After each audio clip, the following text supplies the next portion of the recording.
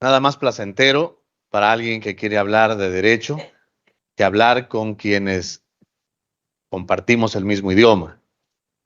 Idioma a veces incomprendido, a veces difícil, a veces metalenguaje.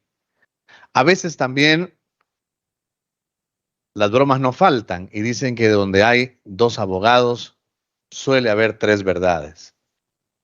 Pero nada de eso va a ocurrir hoy, porque vamos a hablar de un tema, si me ayudan con la presentación lo agradezco, de un tema que es nuevo nuevo, entre comillas, en realidad en nuestro Código Orgánico Integral Penal se encuentra desde que este se publicó en el año 2014. Tuve la suerte de colaborar en la confección de este cuerpo en la Asamblea Nacional cuando me desempeñaba como magistrado de la Corte Nacional de Justicia. Y qué bonito regresar a Uniandes, Babahoyo, donde he tenido y tengo dilectos amigos, egresados de nuestra casa de estudios que han ocupado la presidencia de la Corte. Parece que fue ayer que el doctor Nelson Campbell era nuestro estudiante aquí. También la doctora Arbeláez fue también nuestra estudiante en Uniandes, y muchísimos otros juristas de buena talla y buen fuste que han sido nuestros estudiantes en esta alma mater. Cuando recibí el tema sobre el cual querían que hable, les pregunté si era un tema o un desafío en realidad. Hablar de los mecanismos alternativos de solución al conflicto penal no es sencillo en una cultura como la nuestra, en donde el 90% de los abogados fuimos formados, y no es nuestra culpa, fuimos formados para litigar antes que para apagar el conflicto. O sea, nos formaron como carboneros, no como bomberos.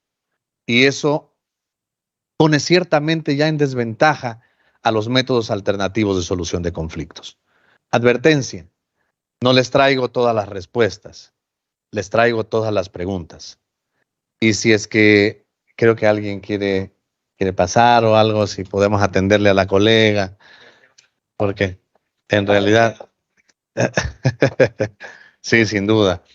Y si algo podemos rescatar de la existencia de los métodos alternativos de solución de conflictos, es que en realidad desde los propios autores del derecho penal, desde Alemania, Linding, Belling, Roxin, están hablando de la solución alternativa de los conflictos como un derecho penal de tercera velocidad. Se nos metió en la cabeza y se nos ha metido en la cabeza de que únicamente el conflicto penal puede llegar a la imposición de una pena, incluso con un concepto deformado de delito. Acto típico antijurídico culpable no es un concepto o una estructura, un arquetipo de delito que deba ser considerado seriamente dentro de la profesión y de la academia, puesto que nada lo diferencia de la contravención, por ejemplo, que también es un acto típico antijurídico y culpable. Lo único que la diferenciaría sería el quantum punitivo aplicado al uno y al otro. Es por ello que el Código Orgánico Integral Penal prefiere hablar de conductas típicamente relevantes, ¿no es cierto? Conductas que importan al derecho. Derecho penal que por su característica fundamental de fragmentariedad no se ocupa de todas las conductas, sino de aquellas que no han podido ser resueltas por otras ramas del derecho, ¿no es cierto?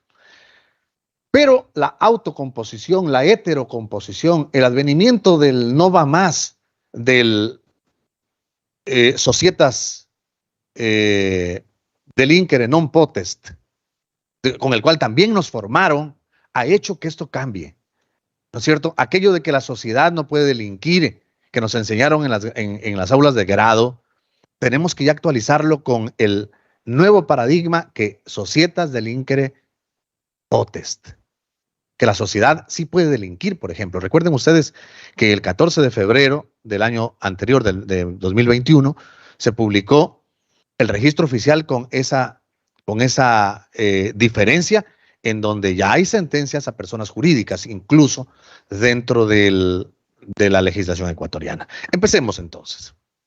Adelante, por favor, con la presentación. Primero, a los mecanismos de solución de conflictos se han hecho algunas críticas. Por ejemplo, la mera expresión medios alternativos de solución de conflictos, se dice alternativos ¿a qué? Aquello nos da tres ideas. La primera, de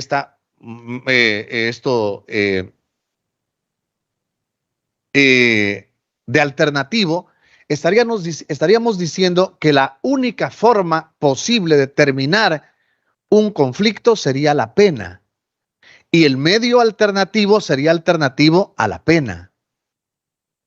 Pero desde este punto de vista, también la pena sería alternativa a los mecanismos alternativos de solución de conflictos.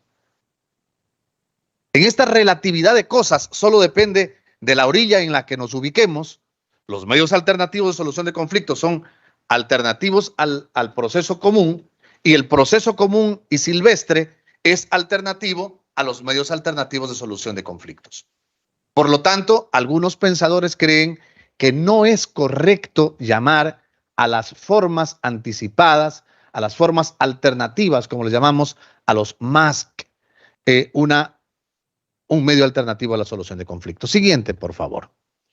La segunda crítica que se hace a este nombre es justamente a que el diccionario de la Real Academia de la Lengua establece que alternativo significa aquello que va formando un patrón. Rojo, blanco, rojo, blanco, rojo, blanco. Y entonces alterna lo uno con lo otro. Y se daría la impresión que los medios alternativos de solución de conflictos son aquellos que van alternándose con una pena, un medio alternativo, una pena, un medio alternativo.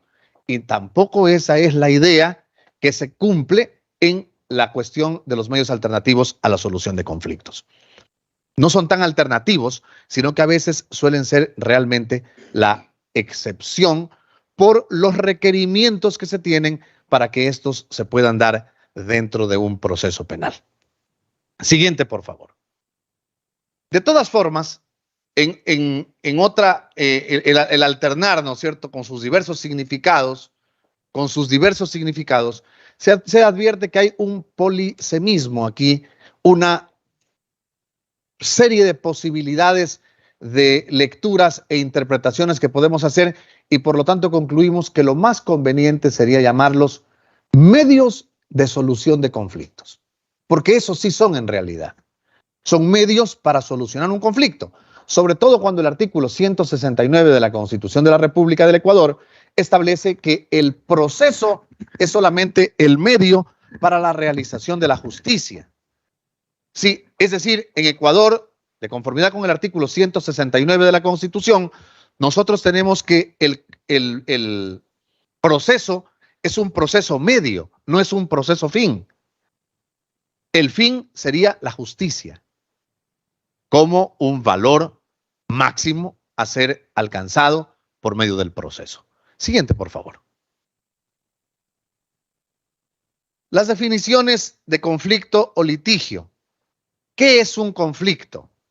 Lo primero que tenemos que traer a nuestra mente aquí es que si el conflicto existe desde el momento en que se judicializa, o el conflicto existe desde antes inclusive. ¿Existe un conflicto solamente desde cuando se lleva a la resolución judicial, o ya existía desde antes? Y aquí tenemos que pensar en una cosa, mis queridas y queridos colegas, en el concepto de criminalidad. Y hablo un poco como criminólogo en este momento. ¿Qué es la criminalidad? La criminalidad es la sumatoria total de delitos y contravenciones que se cometen en un tiempo y en un espacio determinado. Es decir, está relacionado con dos medidas: tiempo, espacio. Y esa doble relación de cosas, de tiempo, espacio, es lo que obliga a tener claro que existen cifras de criminalidad que son las cifras ocultas, por ejemplo. Aquellos delitos o contravenciones que se cometen, pero que nunca llegan a conocimiento de la autoridad. O aquellas que, aún denunciándose, quedan irresolutas y por lo tanto quedan impunes. O aquellas que van a engrosar la cifra parda, ¿sí?, lo que se acuñó en Estados Unidos en la década de los 60 por parte de Sutherland. Recordarán ustedes cuál era esa cifra, la cifra de la delincuencia de cuello blanco, que no es otra que la cometida por aquellos que ostentan el poder en ejercicio de sus funciones. ¿Sí? Pero en realidad, al hablar de la composición a la cual queremos llegar, no debemos perder de vista que la base de los medios es una forma de resolver conflictos humanos, no cualquier conflicto, conflictos humanos, dentro de lo cual tenemos que tener en cuenta también, como dije al principio de esta charla, de esta que intenta ser una conversación más que una conferencia, intentará, es que el carácter fragmentario del derecho penal hace que no se ocupe de todos los conflictos, sino únicamente de aquellos que puedan dañar al bien jurídico tutelado. Bien jurídico tutelado, que si queremos definirlo, y no soy muy amigo de las definiciones, siguiendo al profesor Ricardo Rabinovich, sino únicamente para lo esencial, pero son necesarias. Bien jurídico tutelado, que diríamos que no es otra cosa que aquel bien que ha sido elevado a esta característica por parte del derecho y que sirve para la protección de los bienes y de los derechos de los demás en cuanto a la doble faz que importa el derecho. Todos los derechos tienen doble faz. Mi derecho a no ser lesionado es para mí un derecho a conservarme íntegro y para ustedes es la obligación de no dañarme. Su derecho a la vida es para ustedes el derecho a la vida y para mí la obligación de no matarlos. Nuestro derecho a la educación con los DESC, los derechos económicos, sociales y culturales, equivalen a recibir nosotros, a tener derecho a educarnos y para el Estado la obligación de hacer esa contraprestación. Siguiente, por favor. Entonces, ¿por qué litigio? ¿Por qué no conflicto? Repito, porque lo de litigio es de lo que los abogados hablamos en su mayor parte, en la mayor parte del tiempo que tenemos para ejercer. El litigio, la litis, el pleito, aquello que queremos resolver sin excluir a nadie. Von Hentig, autor, no sé si le suene, Von Hentig escribió durante las tres primeras décadas del siglo XX, victimología, y llegó a una conclusión de que la víctima y el victimario son las dos caras de la misma moneda. Es decir, al superar la criminología, llegamos al derecho penal de tercera vía, que es a donde estamos dentro del litigio. ¿Por qué? ¿Por qué? Porque si bien es cierto, los clásicos creían que lo que importaba era estudiar el delito, vinieron los criminólogos, los positivistas, entre ellos Lombroso, Ferri y Garófalo, siendo el Lombroso el decir que el delincuente nace, Ferri diciendo que la sociedad lo daña y Garófalo diciendo que en cambio había que eliminar a aquellas personas que no se pueden adaptar a la sociedad, así como la naturaleza elimina a las especies que no se adaptan. Él le llamó darwinismo social y la pena natural, pero lo que había que estudiar era el delincuente. Y las ciencias penales se habían quedado en esas dos partes. Por eso se inventa la pena y por eso se inventan las penas pecuniarias y las penas económicas. Perdón, y las penas corporales, entre ellas la cárcel. Cuando no es suficiente quitarle una parte de lo que tiene, aunque aquello también les comento que el derecho penal económico lo está revolucionando, pero eso será motivo de otra charla si nos volvemos a ver, lo del derecho penal económico. Cuando no es suficiente quitarle una parte de lo que tiene el individuo, hay que segregarlo de la sociedad, dice el derecho penal clásico, el derecho penal nuclear. ¿Y cómo lo segrego de la sociedad? Mediante la aplicación de una pena de prisión. Y empezamos a preguntarnos ya en el siglo XX, ¿vale la pena la pena? Con sus tres teorías, con las tres teorías que fundamentaban la pena. Ustedes deberán recordarlas. La una, la teoría absoluta de la pena, que decía, entre ellos los defensores a ultranza del Estado. Decía, por ejemplo, todos los defensores a ultranza del Estado, ¿no es cierto? Incluso dentro del contrato social, que la pena tenía una finalidad así no tuviese fin ulterior. O sea, la pena encuentra la razón de ser en sí misma. ¿Sí? Y es un silogismo un poco complicado de entender. El delito niega el derecho. La pena niega el delito. Por lo tanto, es la negación de la negación. Y con esa negación de la negación, restituyo el derecho violado. Teoría absoluta de la pena. Hegel o Hegel, como le llamamos aquí. ¿Sí? Luego viene la otra teoría de la pena. ¿Por qué se penaba a los hombres? Empezó a encerrarlos. La teoría relativa de la pena, en cambio. ¿Sí? El autor del axioma jurídico nulla pena, nullo crimen sine lege, que parece que es que todo el mundo creería al escucharlo en latín, que sería desde el derecho romano, para nada, es un alemán, ¿sí? Dijo justamente que él es un defensor de la teoría relativa de la pena.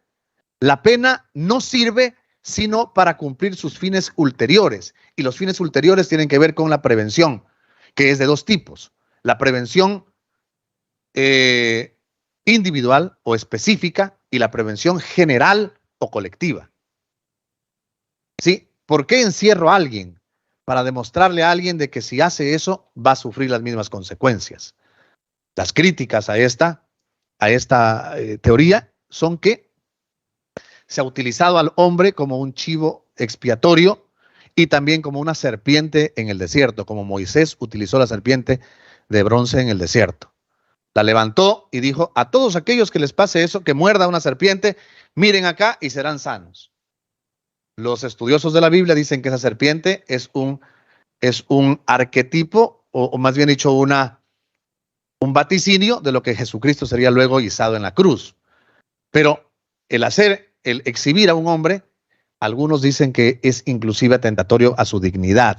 Esto te va a pasar. Y se basa en tres cosas, definitivamente. En tres cosas. Según los enunciados de von List, en resocializar al resocializable. Primera cosa. Segunda cosa, en hacer inofensivo al inocuo.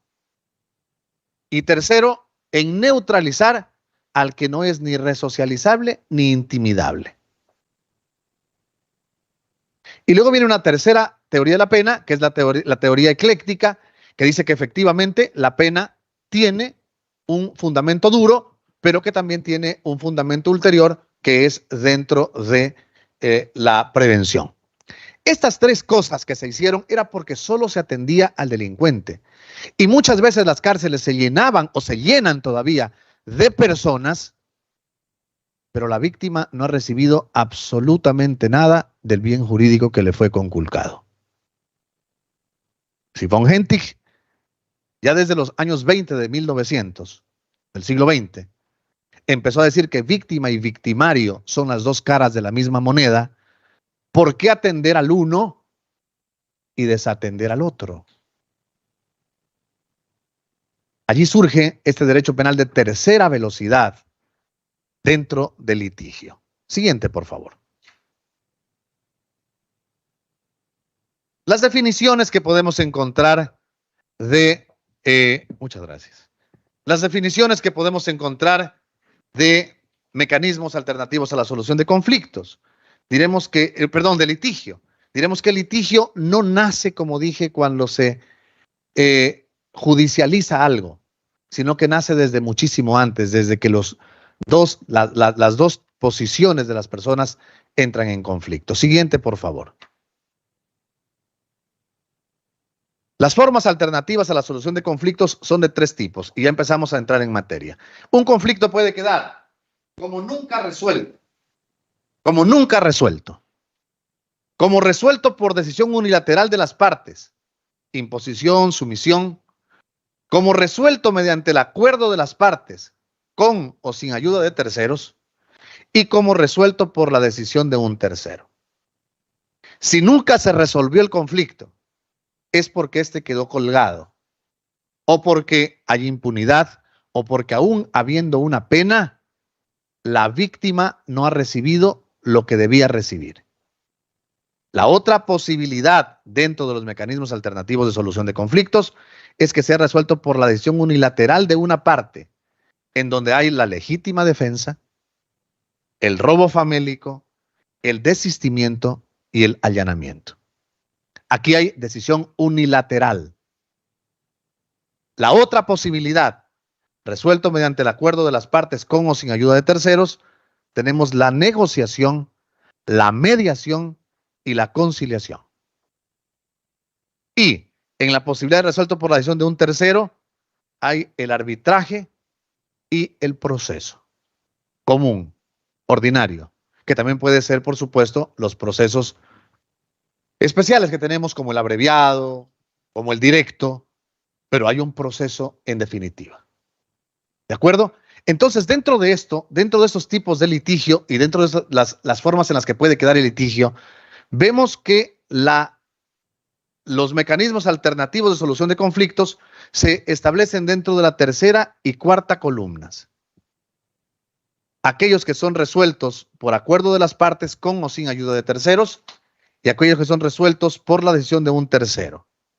¿Por qué? Porque ya vamos a ver que la Constitución de la República del Ecuador establece varias formas de acuerdos o de mecanismos alternativos de solución de conflictos.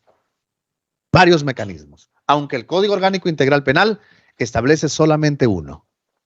Solamente uno. Pero esto es importante que recordemos, por favor, a efectos de no perdernos en lo que viene. Sí, la negociación, mediación y conciliación, hay una resolución mediante acuerdo de las partes con o sin ayuda de terceros. Mientras que cuando hay el sometimiento a la decisión de un tercero, puede haber arbitraje o puede haber ya el proceso como tal. Siguiente, por favor. El conflicto, en cambio, no el litigio, el conflicto es un hecho cierto que se halla presente en todos los aspectos y estratos de la sociedad. Si hablamos nuevamente, retomando el tema de la criminalidad, la criminalidad tiene dos características. La una es la universalidad y la otra es la relatividad. La universalidad, ¿por qué? Porque donde quiera, en cualquier parte donde existan hombres y mujeres, habrá criminalidad. En todo sitio.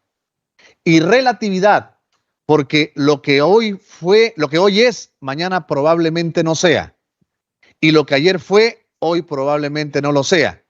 Y lo que en un lugar es, probablemente en otro lugar no lo sea.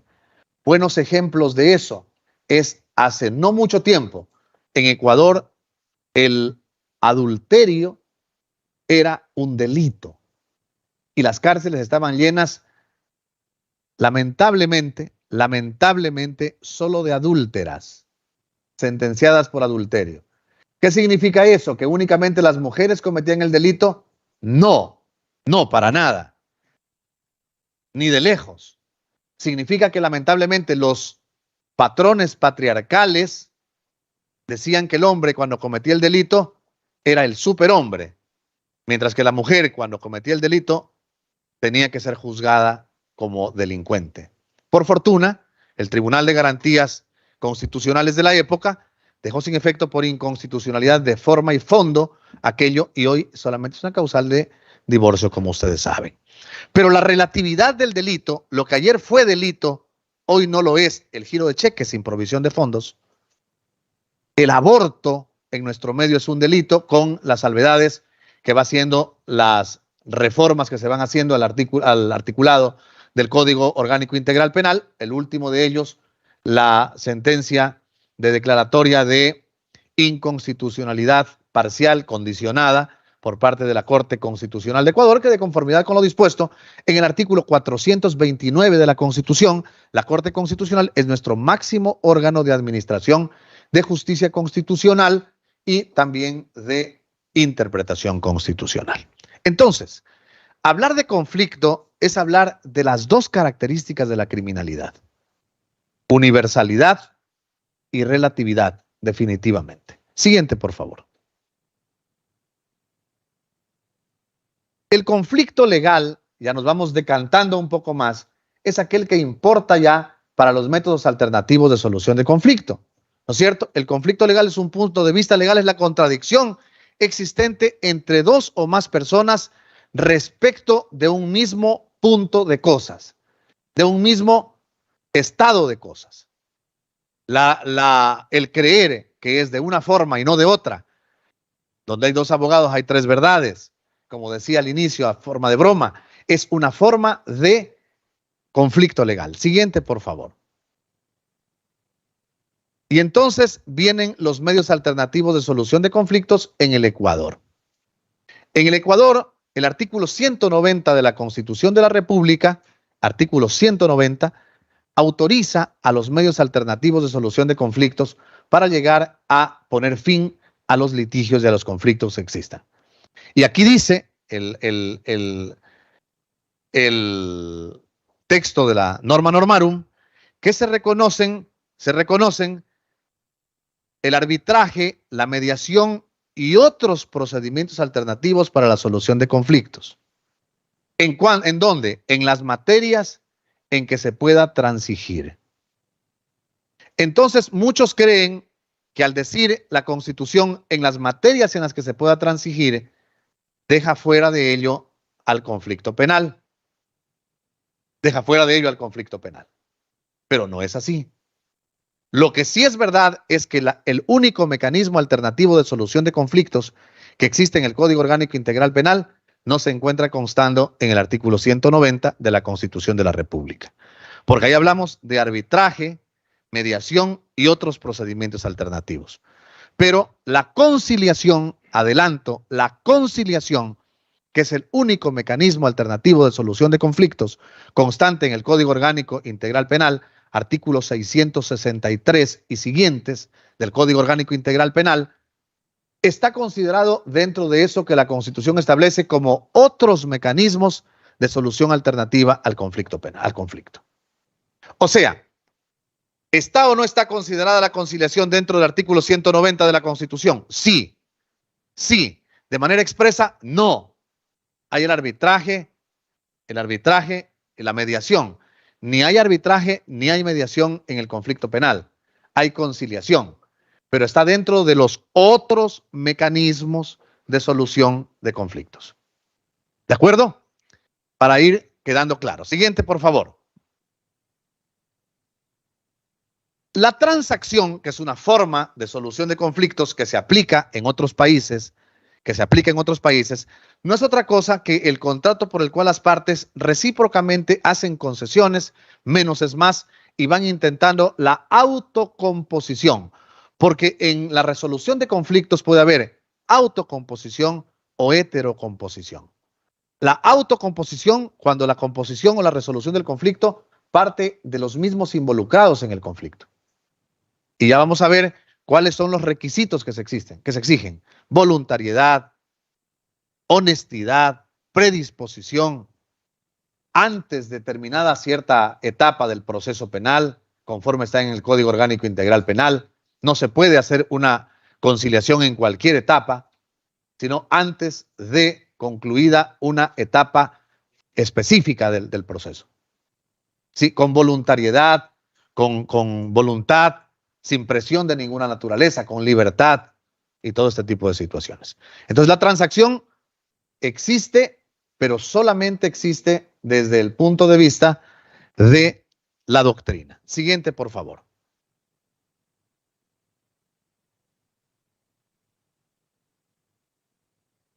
Si ustedes tuviesen alguna pregunta, por favor, con todo gusto, cuando quieran interrumpen y la hacen sin ningún problema. La negociación es otra de las formas alternativas de solución de conflictos.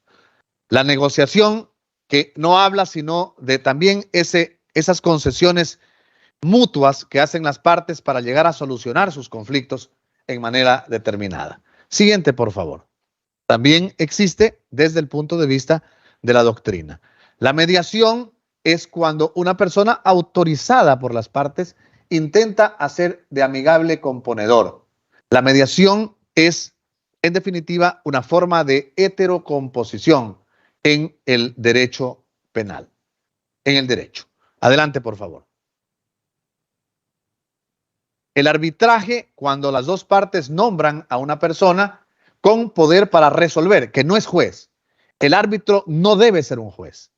En derecho penal no hay arbitraje. Y la resolución a la que arriba el árbitro es de obligatorio cumplimiento para las partes que han sometido aquello a la decisión de laudos. ¿No es cierto? No es un juez, no, normalmente no resuelve conflictos, pero las partes le dan el poder de poder emitir un laudo, una resolución. Adelante, por favor, bienvenida. Buenas tardes. De poder emitir una resolución que se transforma para ellos en obligatoria. Siguiente, por favor. En el Código Orgánico Integral Penal, entonces tenemos que el artículo 662 del cuerpo legal ya invocado establece a la conciliación como la única forma de salir anticipadamente de un proceso. Consentimiento libre y voluntario, acuerdos, participación del procesado, el incumplimiento hace retornar al proceso para cumplir la pena, ¿no es cierto? Las facilidades deben existir para que se dé la negociación y la víctima y el procesado tendrán derecho a consultar, ¿no es cierto?, a sus defensores públicos o privados. El artículo 662 del Código Orgánico Integral Penal, estimadas y estimados colegas, establece que el mecanismo alternativo de solución de conflictos en el Código, en el derecho penal ecuatoriano, se llama conciliación. Conciliación. ¿Se puede hacer conciliación en todos los casos? No, no. Se puede hacer conciliación en los casos en los que están específicamente determinados en el Código. Perdón. Se puede hacer conciliación en los casos en los que está determinado específicamente en el Código. Y esto es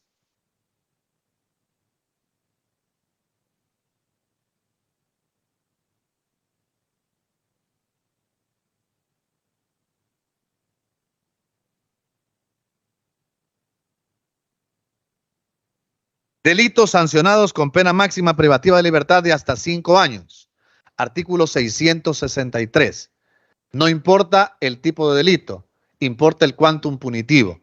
La pregunta es, ¿en abstracto o en concreto? ¿Qué significa esto? Significa que debo tomar los 5 años máximo de privación de libertad como quantum punitivo, como aquello que le podrían imponer o como aquello que le impusieron.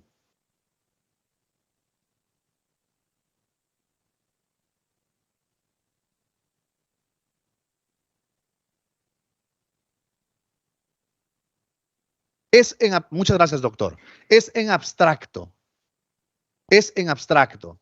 Sin que importe aquí incluso lo establecido en el artículo 44 y siguientes del Código Orgánico Integral Penal. Esto es la morigeración que puede hacerse de la pena por la concurrencia de circunstancias, sea atenuantes o sea agravantes. Ustedes saben que desde el año 2014 el artículo 44 establece una norma para la aplicación de la pena. Concurrencia de atenuantes, ninguna agravante, pero no cualquier agravante, de aquellas no constitutivas del tipo, ¿no es cierto? Porque hay algunas que son constitutivas del tipo. Si tenemos clara esta situación, o si ustedes me permiten 15 segundos, discurro también sobre ello, pero si no, no tengo inconveniente en seguir nomás con lo que estoy diciendo. Aquellas que son no constitutivas de tipo, hay que aplicar el mínimo de la pena, el piso de la pena, menos 1/3. Si es que concurre un agravante, así existan atenuantes, hay que aplicar el techo de la pena más 1/3. ¿Sí? Artículo 44 y siguientes del Código. Eso no interesa en el 663. Lo dicho por el legislador, miren ustedes que la Constitución dice que debe observarse la proporcionalidad. En la proporcionalidad Ha dicho la Corte Constitucional del Ecuador que es una de las garantías del debido proceso que deben ser observadas por los juzgadores. Pero en definitiva el juzgador hace proporcionalidad. Algunos dicen que no, porque quien hace proporcionalidad es el legislador, ¿no es cierto? El legislador. ¿Qué es la proporcionalidad por definición constitucional? Es el aplicar la relación que existe entre la falta y las penas establecidas en la ley. Ese es el rango. El sistema de Ecuador para la fijación de las penas es un sistema parcialmente indefinido, que da un piso y da un techo al operador de justicia y entre ello puede jugar sin ninguna circunstancia concurrente al hecho. Cuando se quiere salir o debe salirse de eso hacia abajo o hacia arriba, es por la concurrencia de circunstancias, atenuantes o agravantes. También podríamos hablar aquí, evidentemente, de aquellas que cortan la antijuridicidad del delito y que van a hacerlo desaparecer. Hablo, por ejemplo, de la exclusión de antijuridicidad. ¿Qué es la antijuridicidad a propósito? Es el faltar a la ley de la República, ¿no es cierto? Es el faltar a la ley de la República. Por eso alguien que mata en legítima defensa comete un acto, sí. ¿Es un acto antijurídico? Sí. Perdón, típico, sí, porque está tipificado en el catálogo. Pero es antijurídico, no. Y la teoría que justifica la legítima defensa dice que son tres teorías las que justifican la legítima defensa, no voy a ponerme a hablar de ello, pero una de ellas es que actúa en subsidiariedad del Estado, que no puede darle seguridad en el momento en que la necesita. ¿De acuerdo? Entonces, aquello corta el arquetipo del delito y allí no hay delito en definitiva. Eso, a propósito de lo dicho en el artículo 663 del Código Orgánico Integral Penal, no interesa. No interesa. Es en abstracto, conforme lo ha dicho el doctor de manera correcta. Segundo caso en el cual se pueden aplicar la conciliación, que es el único mecanismo, hablando del Código Orgánico Integral Penal, que ya hablar de adolescentes en conflicto con la ley penal es otra cosa. Este fue sustituido por la reforma justamente del año 2015 y es en el caso de los delitos de tránsito sin resultado de muerte. También se puede transigir en los delitos de tránsito, conciliar, perdón, en los delitos de tránsito sin resultado de muerte, ni lesiones graves que causen incapacidad permanente, pérdida o inutilización de algún órgano. Delitos que causen lesiones. Ustedes saben que los delitos de tránsito pueden causar la muerte o lesiones. En aquellos que causan lesiones, siempre y cuando no sean permanentes o inutilicen un órgano, se puede llegar a conciliar. El tercer caso, delitos contra la propiedad, cuyo monto no excede de 30 salarios básicos unificados del trabajador en general. Delitos contra la propiedad, sea cual sea, robo, hurto, estafa, abuso de confianza, siempre y cuando no pase de 30 salarios básicos unificados del trabajador en general. ¿Y qué pasa con la muerte culposa? Artículo 146 del Código Orgánico Integral Penal. Artículo 146. No se olviden ustedes que el Código Orgánico Integral Penal nació como un código de tipo finalista. O sea, que ya no tenía como modelo el causalismo y que intentó sacarse el dolo de donde estaba en el Código Penal para ubicarlo en otro sitio. Pero terminó en el artículo 146 diciendo que la culpa es generada por los entes generadores de la culpa. Imprudencia, impericia, inobservancia de leyes y reglamentos, entre otras cosas. ¿Qué pasa con la muerte culposa? Verbigracia, la producida por malpraxis. Sea médica, sea de un abogado, sea de un ingeniero. ¿Pueden haber muertes por malpraxis de estos profesionales? Claro que sí, pues. Construyen mal un puente, un ingeniero se cae y produce muertes. Por ejemplo, culposa. ¿Por qué? No hay dolo, no hay intención de irrogar daño. Les comento que en el año 2018 una clínica en Quito fue sentenciada como persona jurídica por la autoría del artículo 146 del Código Orgánico Integral Penal, muerte culposa. En el caso de la muerte culposa, ¿es posible llegar a conciliar?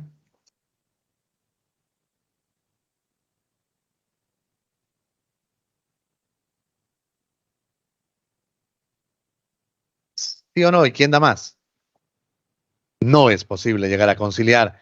Lamentablemente el artículo 663 del Código Orgánico Integral Penal deja fuera a esta posibilidad porque únicamente habla de los tres tipos penales.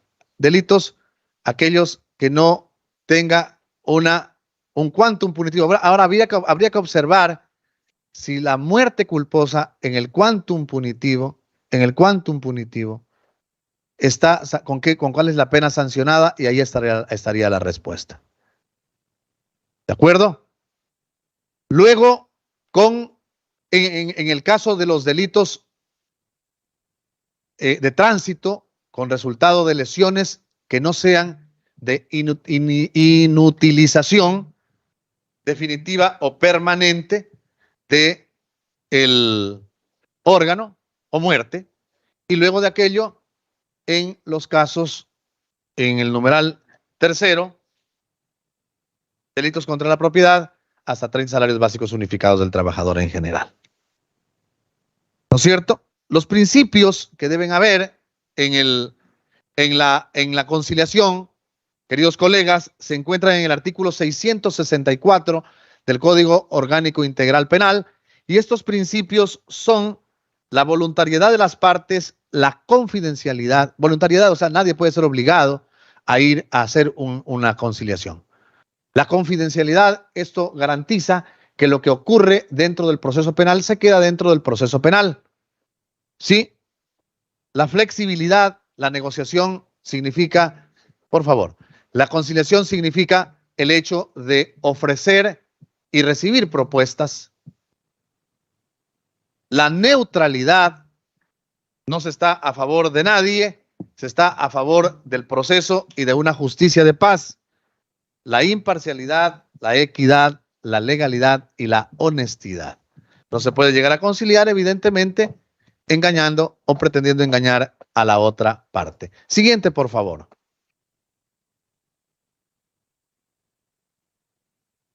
La conciliación, entonces, el origen de la conciliación es desde tiempos inmemoriales. Se trataba de conciliar siempre que había como en diferentes etapas. Yo voy a dejar esta presentación, señor director y señor presidente del colegio, para que se haga llegar a los colegas, y quienes quieran profundizar en algo, me tienen a la orden, por favor, por cualquier situación. Lamentablemente, en los 45, 50 minutos que tenemos, no quiero yo monopolizar la palabra y no puedo profundizar en todos los temas que me gustaría abordar, pero vamos a dejar la presentación para que ustedes puedan discernirla con mayor facilidad. Se intenta conciliar desde siempre. La palabra conciliación viene de conciliatis, ¿no es cierto? Que se traduce como componer, como el dar para recibir, como el hacer de la composición la forma de la resolución del conflicto. Siguiente, por favor. Siguiente, pasemos esa, por favor. Pasemos esa la van a revisar. La conciliación en Ecuador, en definitiva, sí, en la resolución del 2012 del Consejo Social y Económico de las Naciones Unidas, se autoriza la solución de los conflictos penales y de los conflictos en general del derecho por medio de la conciliación. Esto hace que el artículo 662 del Código Orgánico Integral Penal, que contiene la conciliación, se encuentre pues dentro de las formas de mecanismos alternativos a la solución de conflictos de los que habla el artículo 190 de nuestra Constitución. Las reglas generales que hay para la conciliación en el Ecuador, las reglas, el marco dentro del cual se concilia en el proceso penal ecuatoriano, se encuentra en el artículo 665 del Código Orgánico Integral Penal, en donde habla de que la víctima y las personas investigadas y procesadas deben presentar al fiscal por escrito, un escrito conteniendo los acuerdos a los cuales van a llegar. ¿No es cierto? Son aquí 11 11 numerales dentro del artículo 665 que contiene los pasos que hay que cumplir para llegar a hacer la conciliación. No en cualquier momento, repito, no en cualquier delito. Además que el inciso final del artículo 663 está las exclusiones para la conciliación. Se excluye de la conciliación los siguientes delitos. Los delitos contra la administración pública, los que afecten los intereses del Estado, o sea, peculado, concusión, cohecho, enriquecimiento ilícito, no hay conciliación. Delitos contra la inviolabilidad de la vida, por ello es que no se puede conciliar, lamentablemente, aunque la muerte sea culposa. Lo prohíbe el final inciso del artículo 663. Delitos contra la integridad y libertad personal con resultado de muerte, el secuestro con resultado de muerte. No se olviden que el secuestro entra dentro de los delitos que se mantienen en el tiempo y en el espacio mientras la víctima permanezca en manos de su captor, ¿no es cierto? Delitos contra la integridad sexual y reproductiva y delitos contra la mujer, de violencia contra la mujer o miembros del núcleo familiar. Estos no admiten conciliación. A veces se cree que los delitos contra la mujer y miembros del núcleo familiar deberían admitirlo. Sin embargo, se ha mantenido la decisión del legislador, por más que se ha intentado reformar esto, y la base que se esgrimía para que se quite de entre las prohibiciones a estos delitos era de que más bien aquí debería llamarse a una amigable composición dentro de los delitos de violencia intrafamiliar. Sin embargo, lo que se ha temido siempre es que de repente las conciliaciones se conviertan en una forma de acallar a las víctimas, a veces con ofertas económicas, y lamentablemente la violencia, comprobado está, no en todos los casos, toda regla general va a ser errada, pero la violencia suele ir de menos a más. Suele ir de menos a más. Siguiente, por favor, estoy casi concluyendo. 3 horas más y les dejo en libertad para que se vayan, así que no se preocupen. En el COIP, como dije, la conciliación en el Código Orgánico Integral Penal, en el artículo 612 y siguientes, ustedes encontrarán la normativa necesaria para esto. Siguiente, por favor. Sí, pasémosle también esta. En el Código Orgánico de la Función Judicial también tenemos unos tips para que ustedes puedan invocar dentro de los procesos en los cuales quieran hacer valer los mecanismos alternativos de solución de conflictos. En el artículo 17 del Código Orgánico de la Función Judicial establece que la justicia se rige por el servicio a la comunidad, que nadie quede excluido de la solución del conflicto. Y en el artículo 21 del Código Orgánico de la Función Judicial se establece que las decisiones tomadas por las magistradas y magistrados en el Ecuador tienden a fortalecer la democracia buscando la verdad procesal, y que evidentemente si es que las dos partes pueden llegar a conciliar, va a descongestionar esto a la función judicial.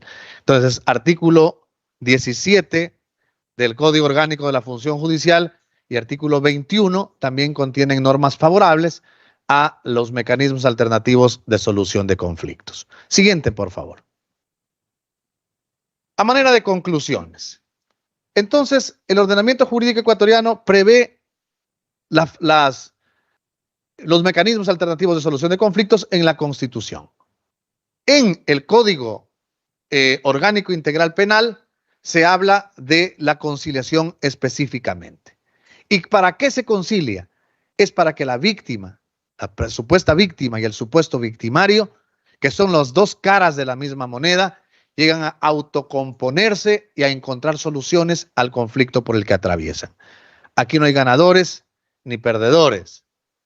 Aquí se trata de que la víctima reciba la compensación por el daño que sufrió y que se dé una oportunidad sin tener que estigmatizar al autor del supuesto delito, metiéndolo en una prisión que en realidad suele ser un centro de perfeccionamiento de técnicas delictivas.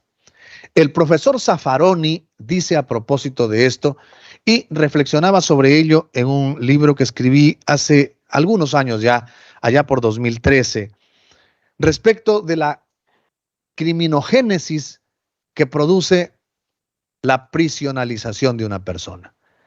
Por lo siguiente, porque si me pusieron acá un líquido blanco, transparente en un vaso blanco, el vaso es el continente y el agua es el contenido. El contenido toma la forma del continente. El agua tiene la forma del vaso mientras está en él. Y queremos que esto que me dijeron que era agua, me sepa a agua. Si me supiera a Coca-Cola, diría que está dañada. Aunque algunos pensarían que la Coca-Cola es más sabrosa que el agua, es cuestión de gustos. Pero queremos que las cosas sepan como lo que creemos que son. Eso se llama etiquetamiento. Etiquetamiento, estereotipo, que hace que los que están en prisión pretendamos que se porten como delincuentes. Esa criminogénesis secundaria de la cual habla el profesor Zaffaroni hace que la etiqueta de ladrón se herede. La hija del ladrón, la esposa del ladrón, el amigo del ladrón. Y eso se puede evitar con la aplicación de métodos alternativos de solución de conflictos. Además que a quien le robaron la computadora no le importa que el fulano pase 12 meses, que en realidad son 7 meses, 7.2, para pasar al régimen semiabierto, sino que su computadora vuelva a servirle para lo que hacía, las presentaciones para presentar en Uniandes cuando hagan la maestría. Eso le importa a la víctima, eso le interesa.